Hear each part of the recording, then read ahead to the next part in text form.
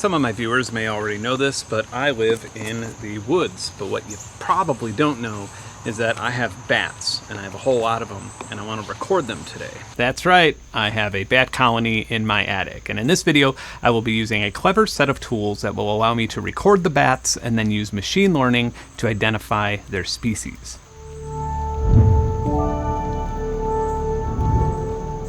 Now honestly, I had no idea that I had a bat colony anywhere on my property, much less under the roof of my house, until I hired a pest control feller to go up on my roof and get rid of some wasp nests, and he enlightened me to this. So my entire life, up until the last month, my relationship with bats was pretty much like, if I saw one, I'd be like, oh look, there's a bat, cool. And that's about it. I knew that they used sonar to hunt to some degree. I thought that they were blind. I knew that they could get rabies, and I knew it was probably a bad idea to get bitten by one, but that's about it. And now they're like my favorite animal. First of all, mad props to bats for their stealth skills in general. I see a bat maybe once every 2 weeks, and I live in a wooded area. I go hiking literally 5 to 6 times a week. But despite the rarity in which myself or most people see bats flying around or roosting, they make up over a quarter of all mammal species. Do you want some more bat facts? Well, I have some audio-related bat facts. Get ready for some audio-related bat facts. Now, whether it be from school or the streets, you probably know already that bats use sonar to hunt. However, the mathematical precision and complexity is actually hard to believe from an evolutionary standpoint until you consider that bats have actually been around for 52 million years. That's 260 times longer than us humans have been around. They may actually be older than that. This is just judging from the first bat fossils that we found. But regardless, that is a pretty long time to be perfecting your skills. So, echolocation. Let's say that you are standing in a field and I tell you that there's an invisible wall in the field. I hand you a bunch of tools so you can precisely figure out the environmental variables around you and a calculator, and I want you to figure out how far away that wall is. The air is room temperature and dry. You're standing at sea level, so the speed of sound should be about 741 miles per hour. So you scream "beh" and then you time how long it takes for that echo to get back to your ear. So the echo of your "beh" takes exactly 3 seconds to get back to your ear.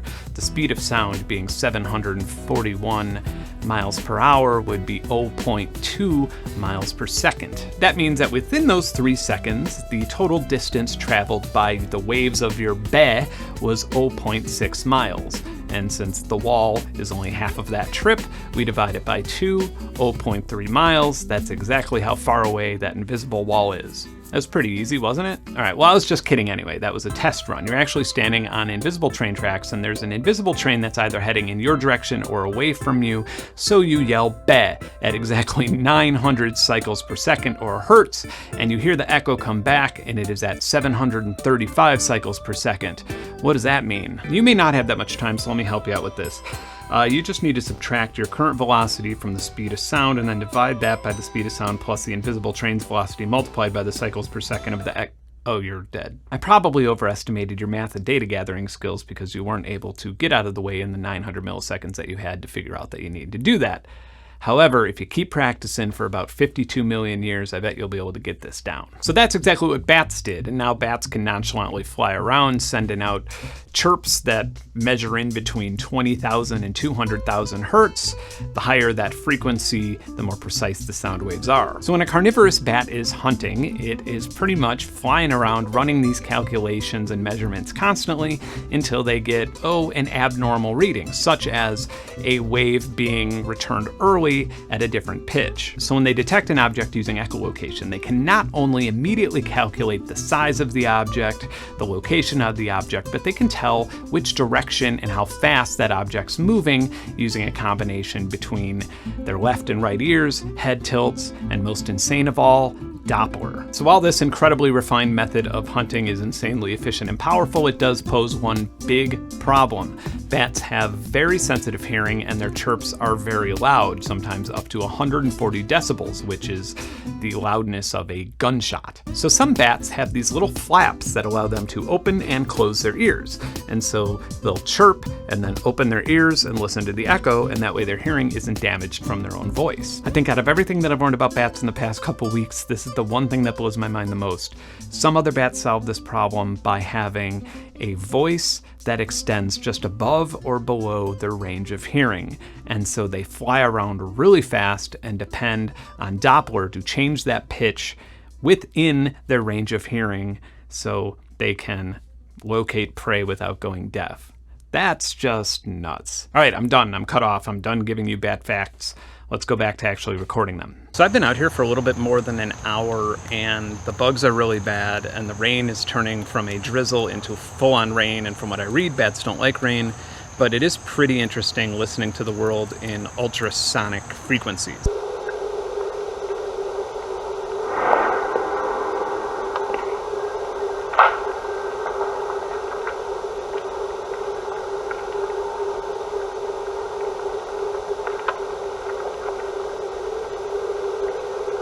I don't want to go inside though, because the thing is that if this rain stops, I know that then the bats are going to be like, this is our chance to get food, and then it's going to be sonar madness up there. Okay, wait a second, hold up. One more thing, it's not a bat fact. You're probably asking yourself, how is this guy listening to bats when he has a normal human frequency range of hearing? And maybe you're not asking yourself that. You're probably not asking yourself that, but I'm going to tell you anyway. I am using an ultrasonic USB microphone that works with smartphones. It's called the Echometer Touch 2 Pro, and it's made by a small company called Wildlife Acoustics. The standard music we listen to is like 44.1 kilohertz. This thing records 384,000 samples per second into a full spectrum wave file. That's insane. Bioacoustics is not exactly a popular genre of products, and they don't get featured on channels like this too often, so I actually had a lot of comparison to do before choosing which bat detector or bat recorder I would be using. The reason I chose the Echometer Touch 2 Pro was just because they seem to be ahead of the curve when it comes to technology and ease of use. You don't need to plug it into a separate high-frequency recorder, as it works with Android or iOS, and it's extremely portable, so you can just sort of keep it around when you're hiking or camping. On the tech side, Wildlife Acoustics has a patented technique called frequency division that uses a broadband conversion to transform a bat call in real time. Okay, I saw a bat, and for a fleeting moment I heard it. Oh my god, there's one! Oh! It's happening. All right. Okay, the cicadas back here are super loud, and I think there's actually more bats in the front of my house than in the back wooded area. So I guess I'm gonna relocate over there because I think that'll be quieter anyway.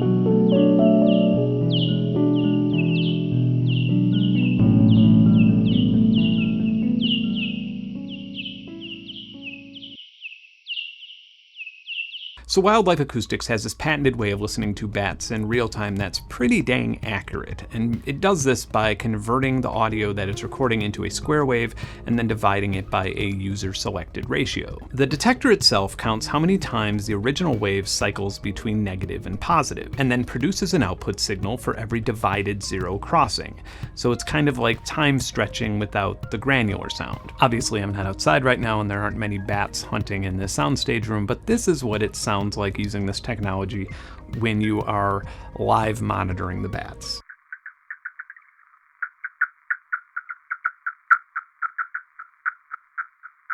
Now, of course, in this recording, there are like cicadas and crickets and other things that sort of fall into these higher spectrums, so I've isolated the bat sounds. But another way that you could play this back from this application is where it just slows everything down, and that is probably the most accurate of all, but obviously doesn't work in real time. And we can and will do this much more accurately on the computer. If you're into pro audio, most of the time you see sound design or an article about bat sounds, you'll hear something that sounds a lot more like this. Now, I know that a lot of my viewers are probably thinking that that technique sounds a lot cooler from a sound design standpoint, and it does because it's being resynthesized. It's more of an audible estimation of how a bat sounds than an accurate recording of a bat's voice. Don't get me wrong, heterodyning sounds incredibly cool and I really love the sound of it. More on that in a few minutes, but I feel like if I'm going to do that, I should just do it on my modular. But how we'll really be able to find out what these bats sound like can only be done by manually slowing down the full spectrum wave recordings. I'm going to try and make this software part as brief as possible because it's so easy to just keep going and going.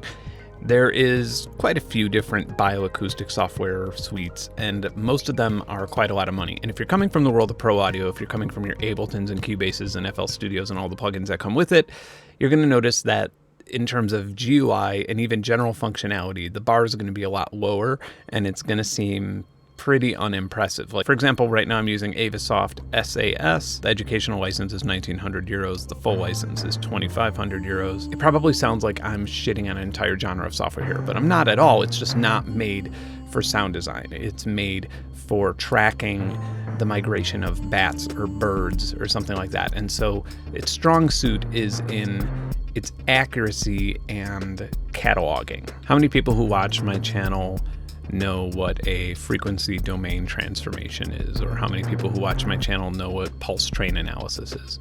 And that's kind of my point, is this is a little out of our range to begin with. So I'm about to tell you something, and anytime I've discussed this before with somebody who isn't aware of it, they don't believe me. But all animals perceive time differently. And that means that when I'm talking to my dog doesn't hear this voice. My dog hears a most likely much slower voice. And that's what allows a fly to be so hard to catch, because you think you're doing this to it, but really it just sees a hand slowly trying to smack it, if you're weird enough to smack a fly with your hand and not a newspaper or something. This is also why if you see a turtle walking in the grass, it's extremely easy to catch.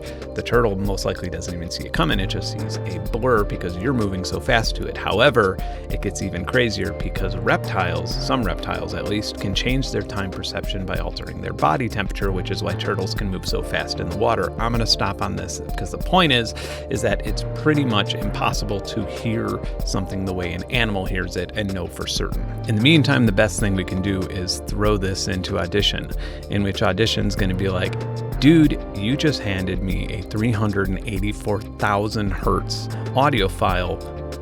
I can't play that, but we can look at the audio spectrum, which is pretty awesome. And if we zoom in on one of these, I bet we'll see both the sonar send and the receive. We could see how far away these things are. And here we go. And some of them are different pitches, which is pretty nice, which means that, like, for example, let's take a look at this one. This one looks nice. So here's the chirp, and it looks like the pitch is a little bit higher when it returns. So this is the echo chirp, and it looks a little bit higher, which means that the bat was flying towards the surface that it was echoing from. And let's measure how far it was. So that would be about 0.013 milliseconds. To get a precise measurement, we need everything from the humidity to the air pressure to even the gas makeup of the air at the time, which I obviously don't have. I'm just estimating it was 80 Fahrenheit at the time, and therefore at my altitude the speed of sound would be 1,138.5 feet per second. And if we divide that by this little blip in time here, we have 87.5 feet is our estimated distance between the bat and whatever surface this was echoing from. I'm interested to know what these little artifacts are, but even more importantly is I'm interested in these little sweeps that the bats would do. That's gonna sound really cool. Down here would be crickets, and then down here would be like cicadas. And then down here would be, I have no idea, the rumble of an air conditioner or something. All right, so in order to hear this, we're gonna go into stretch and pitch. And I do believe that 384,000 hertz divided by 8 would be 48,000, but let's make sure.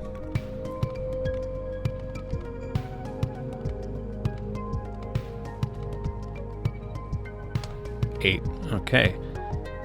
Conveniently, this goes up to 800%, which is exactly how far we want to stretch this, and we want to make sure that lock, stretch, and pitch shift are enabled because we don't want to be time stretching anything. We're just basically slowing it down.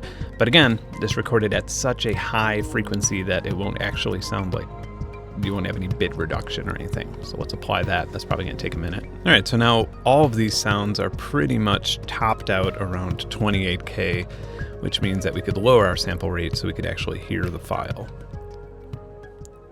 And here it is. Pretty noisy, and we're after the sounds that are right in this little range here.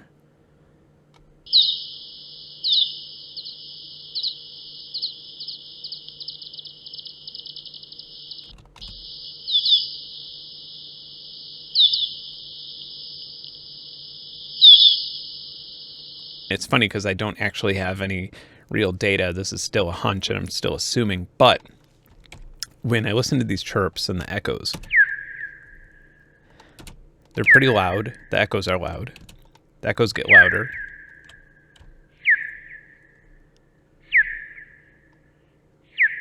And then that really fast sequence here.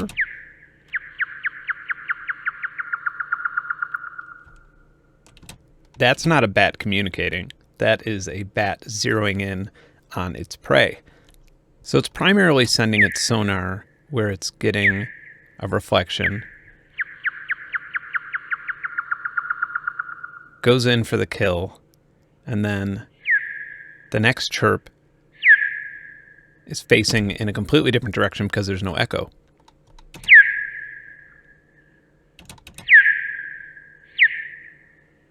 Yeah, then it's just like facing out into the woods or something, and it's just changing direction. Interesting, huh? But we don't have to do this. I just wanted to show how we can accurately hear bats, maybe close to the way they perceive their own sonar.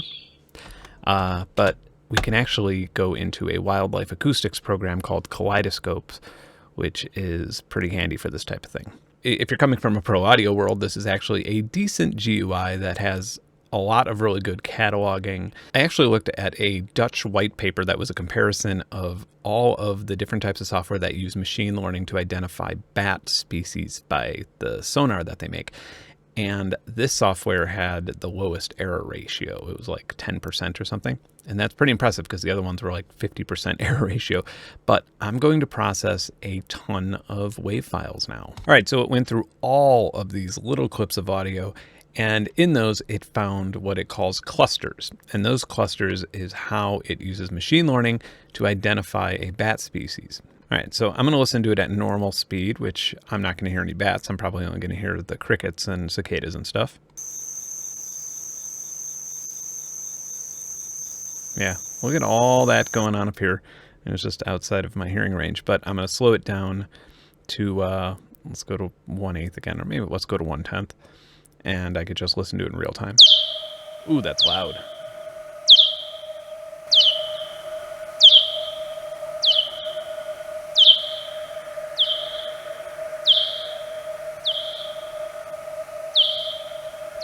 If I click this sidebar here, I could get rid of these crickets entirely. I could just sort of... There we go. All right, here we go. Oh, that's so cool. If anybody has played with Metasynth, this kind of reminds me of Metasynth a little bit, where I can actually edit the audio sort of using the brightness and contrast. I could plow through these files pretty fast and just look at them. And like, if I even wanted to just, I guess, tune it down to like 1/16 speed, I can compress everything that is recognized as a bat call cluster. And so if I were a scientist trying to just find notable things, that would be the way to do it. And this, apparently, is a different bat than most of the other ones we heard. There are actually 2 different species flying around. There may have been as many as 3, but it's pretty much confirmed that there's 2. The code for that particular bat is nichum, which when I look it up is an evening bat, which looks like this. You'd imagine that an evening bat would have like a mustache. This is the distribution. That makes sense because I'm right around there. Very cool. As for the ones living on the side of my attic that we've already played with in Audition, the name of that species is, believe it or not, a big brown bat. And here's what they look like. And as you notice, they have a little flap here that closes their ear so their own chirps don't damage their hearing. Hey, I live in the flashbulb's attic. Alrighty, that was fun. I have linked to the MP3 file down there, and I'm also linking to Wildlife Acoustics. You should check them out. They have a lot of stuff related to this. They're a really cool bioacoustics company, and they're actually really affordable in comparison to everything else that's on the market. I believe that their cheapest product, which is a similar product to the one that I used here, it's called the Echo Meter Touch 2, and I believe that costs $179, which is a steal for an ultrasonic setup that doesn't require anything else other than your smartphone. The one that I use in this video is the Echo Meter Touch 2 Pro. It has a bit of a wider frequency spectrum that brings it up to scientific grade. In my opinion, it's still a steal, and I'm really excited to listen to more of this world in that frequency range. And by the way, yes, holding this thing up next to my modular sounds completely bonkers, and that merits a video all of its own. As for my bat colony, which is a combination of words that I never thought I would use in my entire life, I'm going to be looking up some DIY plans to build a bat box and hang it about 12 feet up a tree somewhere further from my house on my property to give them a place to migrate to. Did you learn a lot today, or was I just that completely ignorant to the amazing universe of bats? Regardless, if you did learn anything, or if you just liked the video, subscribe to the channel. If there's anything you want me to cover in the future, let me know in the comments. If you want to support this channel, and if you like music, I have like over 25 hours of it on Bandcamp, and you could also follow me on social media. All of those links are below in the description. Until next time, bye.